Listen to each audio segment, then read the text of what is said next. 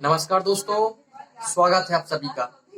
तो इस वीडियो में हम बात करने वाले हैं महासागर में पाई जाने वाली जलधाराओं के बारे में, ओशियन में पाई जाने वाली करंट के बारे में। तो जैसा कि हम पिछले अध्याय में ओशियन करंट के विषय में चर्चा कर चुके हैं और इस वीडियो का हमारा उद्देश्य होगा कि ओशियन करंट को प्रभावित करने वाले फैक्टर्स पर चर्चा की जाए, महासागरीय जलधाराओं को प्रभावित करने वाले कारकों पर चर्चा की जाए। तो जैसा कि मैंने बताया था कि ओशियन करंट के माध्यम से समुद्र का एक स्थान का जल दूसरे स्थान में स्थानांतरित किया जाता है। और यह जो ओशियन करंट होती है, जो महासागरीय जलधाराएं होती है, वह दो प्रकार की होती है, एक ठंडी जलधाराएं और गर्म जलधाराएं। ठंडी गर्म जलधाराओं के माध्यम से जो ठंडे क्षेत्र का जल होता है वह गर्म क्षेत्र में लाया जाता है और गर्म जलधाराओं के माध्यम से गर्म क्षेत्र का जल ठंडे क्षेत्रों में स्थानांतरित किया जाता है। और इस प्रकार से जो ओशियन करंट है, ओशियन करंट का उद्देश्य है कि जो समुद्र के एक स्थान के जल को दूसरे स्थान पर स्थानांतरित करना। जिस प्रकार से एक महाद्वीपीय क्षेत्र में नदियां होती हैं, नदी एक स्थान के जल को दूसरे स्थान में एक निश्चित दिशा में, एक निश्चित डायरेक्शन में, एक निश्चित स्पीड में वह गति करती है, उसी प्रकार से जो ओशियन करंट है वह हवा के प्रभाव के परिणामस्वरूप एक स्थान से दूसरे स्थान पर स्थानांतरित होती है। उसे हम महासागरीय जलधाराएं कहते हैं। तो चलिए हम महासागरीय जलधाराओं के विषय कौन कौन से तत्व उसको प्रभावित करते हैं उसके बारे में हम समझते हैं, उसके बारे में हम अच्छे से अध्ययन करते हैं। तो चलिए हम बात करने वाले हैं महासागरीय जलधाराओं को प्रभावित करने वाले तत्वों के बारे में, जो ओशियन करंट है। तो ओशियन करंट को प्रभावित करने वाले कारक के बारे में चर्चा करने वाले हैं। ठीक,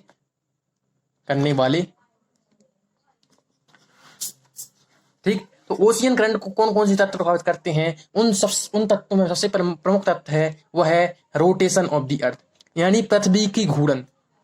पृथ्वी की घूर्णन की जो गति है वह सबसे प्रमुख कारक है जो कि महासागरीय जलधाराओं को प्रभावित करती है।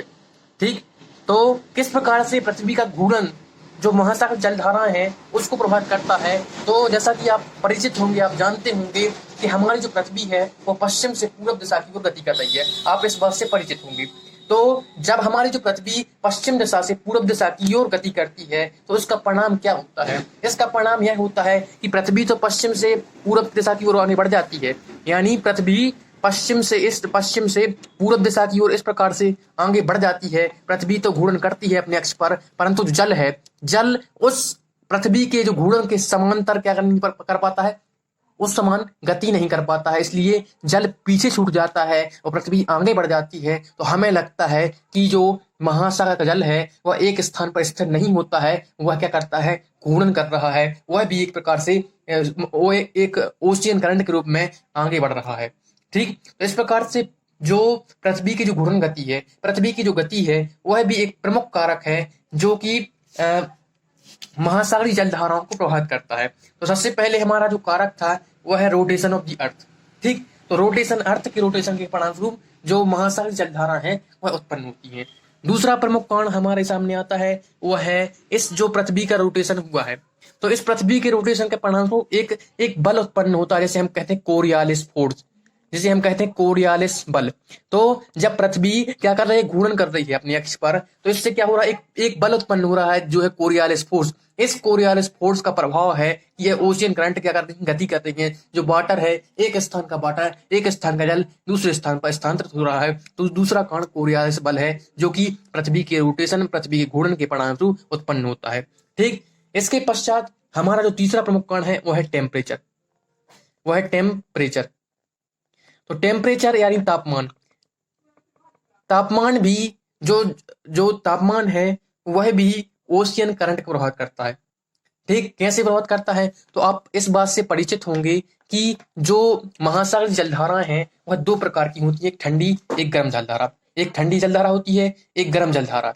तो जैसा कि आप जानते हैं कि जो ध्रुवीय क्षेत्र होते हैं वहां पर सूर्य का प्रकाश नहीं पहुंच पाता है, इसलिए इस क्षेत्र में तापमान कम होता है। और यह जो भूमध्य रेखीय क्षेत्र होता है, जो इक्वेटर वाला रीजन होता है, यहाँ पर तापमान अधिक होता है, क्योंकि जो सूर्य है यहाँ पर लंबवत होता है, यहाँ पर सूर्य वर्टिकल होता है। तो यहाँ से जो गर्म क्षेत्र का जो जल होता है वह इन जलधाराओं के माध्यम से ठंडे क्षेत्रों में प्रभावित किया जाता है। इसको पहुंचाया जाता है तो यहाँ पर गर्म क्षेत्र से एक जलधारा उत्पन्न होती है और ठंडे क्षेत्रों में जाती है, तो उसे हम कहते हैं गर्म जलधारा। और दूसरी जलधारा ठंडे क्षेत्र से गर्म क्षेत्र में आती है तो उसे हम कहते हैं ठंडी जलधारा। तो इस प्रकार से जो जलधाराएं उत्पन्न हो रही हैं उसका प्रमुख कारण यही है कि यहाँ के टेम्परेचर में अंतर है, यानी यहाँ का टेम्परेचर कुछ और है, यहाँ का टेम्परेचर और कुछ और है। परंतु जो कि हमारी जो पृथ्वी है, जो प्रकृति है, वह क्या करती है, संतुलन में विश्वास करती है, बैलेंस में विश्वास करती है। तो इस प्रकार से प्रत्येक क्षेत्र में जो हमारा वायुमंडल है उसमें भी जो टेम्परेचर है उसमें भी बैलेंस बना हुआ है, क्योंकि जो पृथ्वी है, प्रकृति है, अपने आप को बैलेंस रखती है। उसी प्रकार से जो समुद्र का जो टेम्परेचर है, समुद्री जल का जो टेम्परेचर है, उसको संतुलित करने के लिए वह जल धाराओं का सहारा लेती है, वह ओशन करंट का सहारा लेती है। तो इस प्रकार से टेम्परेचर में भिन्नता पाया जाना इसके चलने का, ओशन करंट के उत्पन्न होने का एक प्रमुख कारण है, इसको प्रभावित करने का प्रमुख कारण है।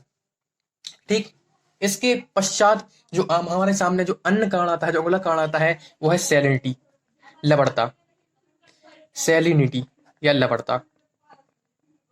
ठीक, तो लवणता भी एक प्रमुख कारक है जिसकी वजह से जो कि समुद्री जलधाराओं की प्रभावित करने वाला प्रमुख कारण है।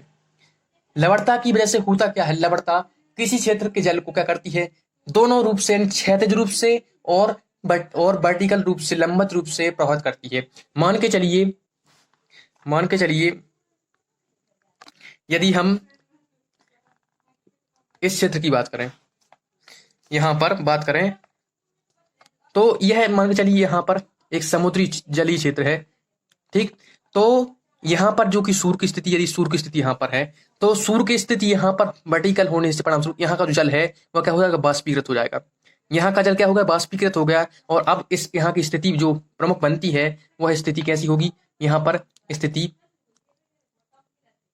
ऐसी होगी, यहाँ की स्थिति इस प्रकार से, कुछ इस प्रकार से बन जाएगी, क्योंकि सूर्य की जो इंसुलेशन था, जो सूर्य का जो किरणें थी, जो सूर्य की प्रकाश था, उसके परिणामस्वरूप यहाँ का जल बाष्पीकृत हो चुका है। यहाँ पर जल की मात्रा कम हो चुकी है, क्योंकि यहाँ पर सूर्य था और लंबवत था, परंतु यहाँ पर जल की मात्रा समान है। तो यहाँ से क्या होगा, यहाँ पर क्या होगा, सैलिनिटी की मात्रा बढ़ जाएगी, क्योंकि यहाँ पर जल तो बाष्पीकृत हो जाएगा, परंतु जो जल बाष्पीकृत होने के पश्चात जो उसमें सैलिनिटी यानी लवण, जो नमक की मात्रा उसमें घुली हुई है, वह तो क्या करेगी, यहाँ पर मात्रा अधिक हो जाएगी। या जब यहाँ पर जल की मात्रा, लवण की मात्रा की, यहाँ पर सैलिनिटी की मात्रा अधिक हो जाएगी, और यह तो क्या होगा, यह जो जल है वह कैसा डेंस हो जाएगा, वह घना हो जाएगा, वह क्या हो जाएगा, नीचे बैठने का प्रयास करेगा। इसलिए यह जल है या इस नीचे की ओर आगे बढ़ जाएगा। और यहाँ पर जो कम सलाइन वाटर है, तो क्या करेगा, जो कम सलाइन वाटर है इस जल को यहाँ पर रिप्लेस कर देगा, और इस प्रकार से एक चक्र शुरू हो जाएगा। तो सैलिनिटी, जो ओशियन करंट है, वह सैलिनिटी के कारण उत्पन्न होती है। यानी यदि जल में जो सैलिनिटी है, लवणता में भिन्नता ना होती, यहाँ की लवणता अधिक ना होती, यहाँ की लवणता कम ना होती, तो यह जो चक्र है, यह जो ओशियन करंट है, वह शुरू ना हो पाती। ठीक, तो इस प्रकार से जो सैलिनिटी है, जो लवणता है, वही भी एक प्रमुख कारक है जो कि जो ओशियन करंट है, जो महासागरीय जलधारा है, उनको प्रभावित करती है। ठीक, इसके पश्चात एक प्रमुख कारक है डेंसिटी, घनत्व, सघनता।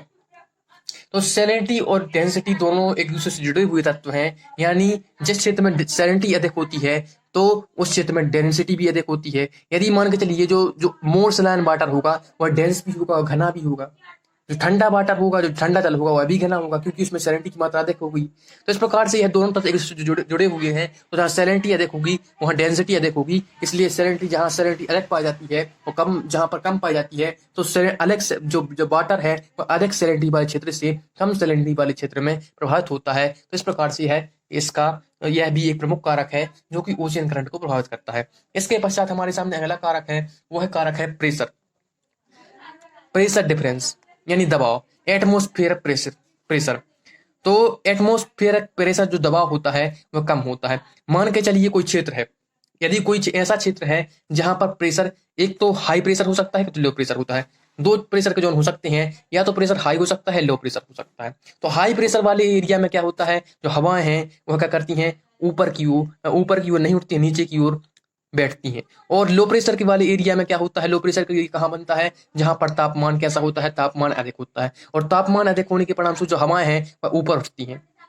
हवाएं जब ऊपर उठेंगी तो क्या होगा, हवाओं के ऊपर उठने के कारण धीरे धीरे जो बाष्पीकरण की प्रक्रिया संपन्न होगी, और बाष्पीकरण के कारण परिणाम स्वरूप क्या होगा, उसके बाद बादल बनना शुरू होंगे। जब बादल बनेंगे तो यहाँ पर इस क्षेत्र में क्या होगा, वर्षा संपन्न होगी। यहाँ पर वर्षा होगी, उसके परिणाम स्वरूप क्या होगा, जहां पर वर्षा होती है वहां पर जल की क्या हो जाती है, जल की अधिकता हो जाती है। जल की अधिकता, जिस क्षेत्र में वर्षा होगी तो उस क्षेत्र में क्या हो जाएगी, जल की अधिकता हो जाएगी। तो इसके परिणाम स्वरूप क्या होगा, तो और जो हम जानते हैं कि जल जहां जिस क्षेत्र में मान के चलिए जल इस क्षेत्र में जल अधिक है, यहाँ पर जल की अधिकता है, ठीक। इस क्षेत्र में जल अधिक है और इस क्षेत्र में जल कम है। यहाँ पर जल अधिक है, यहाँ इस क्षेत्र में इतना जल है और इस क्षेत्र में इतना जल है। तो जल अधिकता वाले क्षेत्र से कम जल वाले क्षेत्र में जाता है। तो इस प्रकार से जल का प्रवाह इस प्रकार से यहाँ से हो जाए, यहाँ पर हो जाएगा। तो ऐसा क्यों हुआ, इसका कारण है प्रेशर।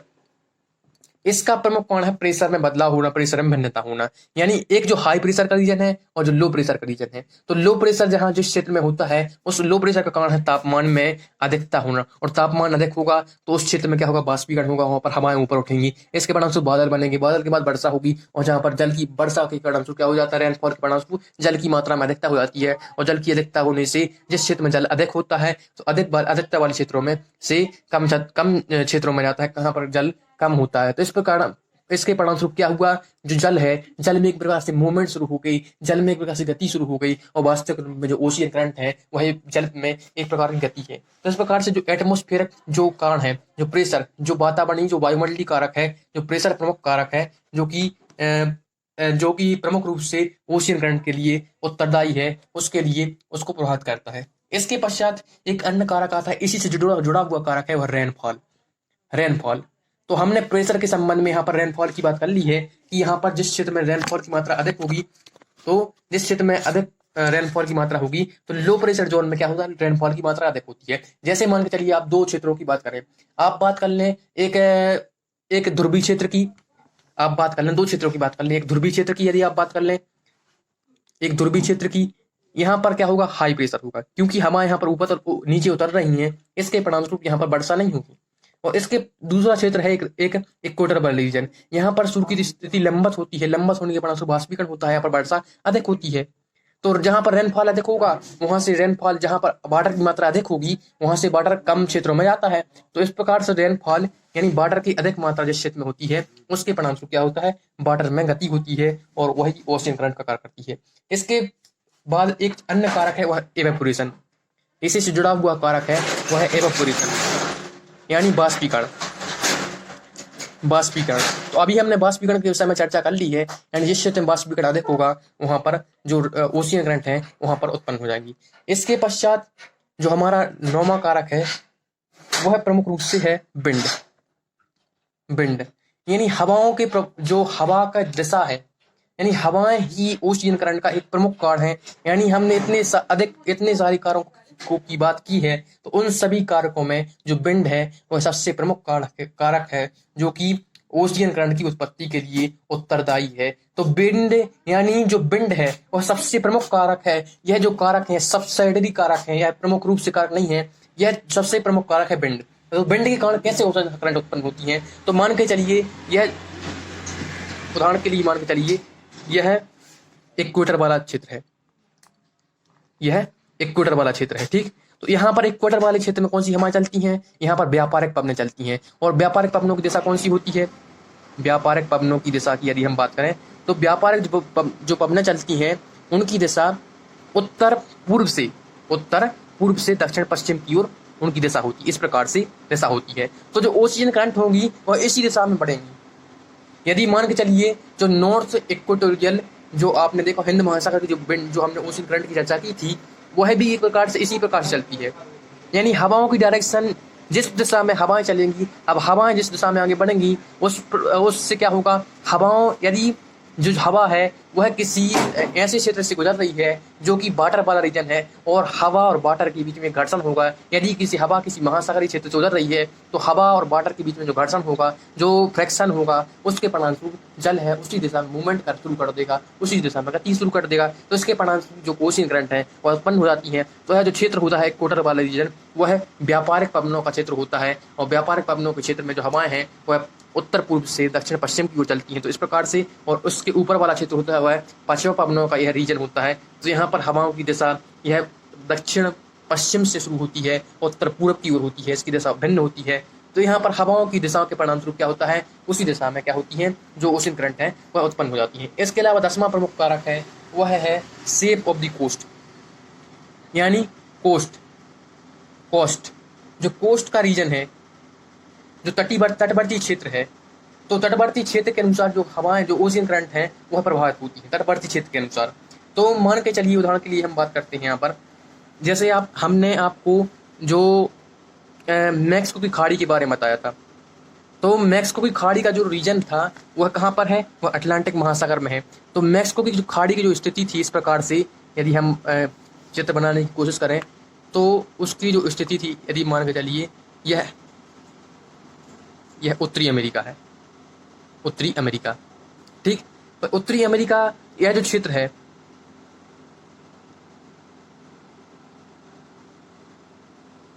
यह दक्षिणी अमेरिका है, ठीक। यह दक्षिणी अमेरिका है, उत्तरी अमेरिका है। तो यहाँ जो क्षेत्र है, यहाँ पर कैरिबियाई द्वीप है और यहाँ पर मैक्सिको की खाड़ी है। तो ठीक है, तो मैक्सिको की खाड़ी का जो रीजन है, यहाँ से जो गल्फ स्ट्रीम शुरू हो रही थी, तो गल्फ स्ट्रीम का जो रास्ता था वह इसी मैक्सिको की खाड़ी से होकर गुजरता था। परंतु जो हवाएं थी, हवा की दिशा जो थी वह इस प्रकार से थी, हवा जो वेस्टर्ली इस प्रकार से जो व्यापारिक पपनों का एरिया था वहां पर हवा इस दिशा में बह रही थी, परंतु जो करंट है वह इस दिशा की ओर आगे बढ़ रही थी, क्योंकि यह प्रमुख रूप से जो कोस्ट का रीजन, जो तटवर्ती क्षेत्र है, उसकी दिशा फॉलो कर रही थी। तो जो तटवर्ती क्षेत्र है, जो कोस्टल रीजन है, उसके अनुसार भी विंड का प्रभाव हो, उसके अनुसार भी क्या होता है, ओशियन करंट का प्रभाव होता है। इसके अलावा एक प्रमुख कारक है, वह प्रमुख कारक है सीजनल वेरिएशन, सीजनल वेरिएशन यानी जो मौसमी परिवर्तन होते हैं। तो आपने यदि हम बात करें तो भारतीय क्षेत्र की बात करें तो भारतीय जो क्षेत्र है वो मानसूनी क्षेत्र है। भारत एक ऐसा देश है जो कि मानसूनी हवाओं वाला देश है। तो यदि हम बात करें इस क्षेत्र के माध्यम से, यदि आप समझे, हम इसको पिछली वीडियो में इसको अच्छी तरीके से स्पष्ट कर चुके हैं। तो यदि आप देख रहे होंगे, यदि आप इस क्षेत्र को संपूर्ण रूप से देख रहे होंगे तो यहाँ पर आपको यहाँ पर भारत की स्थिति देख सकते हैं। यहाँ यह बंगाल की खाड़ी है, यह अरब सागर है, यह हिंद महासागर का संपूर्ण क्षेत्र है, अफ्रीका है, अरब प्रायद्वीप है, ऑस्ट्रेलिया है, ठीक। तो यहाँ पर आप देख रहे होंगे कि जो भारत का जो मानसून की स्थिति रहती है, तो मानसून किस प्रकार से होता है, मानसून की स्थिति 6 महीने मानसून रहता है, वह है दक्षिण पश्चिम। भारत का जो मानसून होता है उसे हम कहते हैं दक्षिण पश्चिम मानसून। तो मानसून की जो हवाएं होती हैं वह दक्षिण पश्चिम से उत्तर पूर्व की ओर इस प्रकार से आगे बढ़ती हैं, इस दिशा में आगे बढ़ती हैं, ठीक। इस प्रकार से जो मानसूनी हवाएं हैं वह चलती हैं और इनकी दिशा इस प्रकार से और दक्षिण पश्चिम से उत्तर पूर्व की ओर होती है, ठीक। तो जब सूर्य की स्थिति जब स्थिति होती है, जब 21 जून की, जब कर्क रेखा पर जो सूर्य होता है लंबवत होता है, तब की स्थिति यह है, ठीक। परंतु तो यहाँ पर आप देख रहे होंगे एक करंट बह रही है, इसे हम कहते हैं सोमाली करंट। इस सोमाली देश के नाम पर इसको सोमाली करंट कहते हैं। इसको हम पिछली वीडियो में स्पष्ट बता चुके हैं, आपको स्पष्ट कर चुके हैं, परंतु यहाँ पर हम इसको ब्रीफ कर रहे हैं। तो यहाँ पर सोमाली जो करंट है वह यह करंट इस दिशा में प्रभावित हो रही है, उत्तर दिशा में प्रभावित हो रही है, क्योंकि दक्षिण पश्चिम जो मानसून की जो हवाएं चल रही हैं वह इसी दिशा में बढ़ रही हैं। तो इसका प्रभाव क्या होगा, जो हवाओं के परिणामस्वरूप क्या हो रही है, यहाँ पर हवाएं चल रही हैं, परंतु जब उत्तर पूर्वी मानसून होता है, जब उत्तर पूर्वी मानसून होता है तो भारत में जो हवाएं चलती हैं इस प्रकार से चलती हैं। जब ठंड के अवसर पर हवाएं चलती हैं वह इस प्रकार से चलती हैं, इसकी दिशा विपरीत हो जाती है। तो जो सोमाली करंट है उसकी दिशा भी क्या हो जाती है, बदल जाती है, उसकी दिशा भी बिल्कुल भिन्न हो जाती है। इस प्रकार से जो सीजनल वेरिएशन होते हैं, जो मौसमी परिवर्तन होते हैं, उसके अनुसार ही उसकी रास्ता भी यह जो ओशियन करंट है वह फॉलो करती हैं, उसके अनुसार अपने आप को ढालती हैं, परिवर्तित करती हैं। इस प्रकार से यह कुछ तत्वों की हमने बात की, कुछ प्रमुख कारकों की बात की जो कि ओशियन करंट को प्रभावित करते हैं। ओशियन करंट को प्रभावित करने वाले कुछ कारकों की हमने लेकर चर्चा की। तो सबसे पहले हमने रोटेशन के बारे में, पृथ्वी के रोटेशन के बारे में चर्चा की। उस रोटेशन के परिणामस्वरूप जो कोरियोलिस बल है उसकी हमने बात की, क्योंकि रोटेशन के परिणामस्वरूप क्या होता है, कोरियोलिस बल उत्पन्न होता है। उसके बाद हमने कुछ मौसमी या एटमोस्फेरिक कुछ हमने कारणों की बात की, कुछ जिक्र किया। इसमें टेम्परेचर एक प्रमुख कारक था। उसके बाद हमने सैलिनिटी लवणता की बात की। उस सैलिनिटी से जुड़ा हुआ जो कारक था वह था डेंसिटी, उसकी हमने चर्चा की। उसके बाद एटमॉस्फेरिक से जो जुड़े हुए प्रेशर है, उसी का परिणाम स्वरूप रेनफॉल है, एवेपोरेशन है, और विंड सब जो सबकी सबसे प्रमुख कारक है विंड। उसके बाद हमने कोस्टल प्रभाव की बात की, तटीय प्रभाव की बात की, और उसके बाद हमने बात की सीजनल वेरिएशन की। तो इस प्रकार से हमने कुछ तत्वों की बात की जो कि ओशियन करंट को प्रभावित करते हैं, ओशियन करंट को निर्धारित करते हैं कि ओशियन करंट की किस प्रकार से बहती है। तो इसको हमने आपको स्पष्ट करने का प्रयास किया। तो धन्यवाद। अब अगला वीडियो आपको यदि आप जिस विषय पर चाहते हैं तो आप कमेंट कर सकते हैं। धन्यवाद।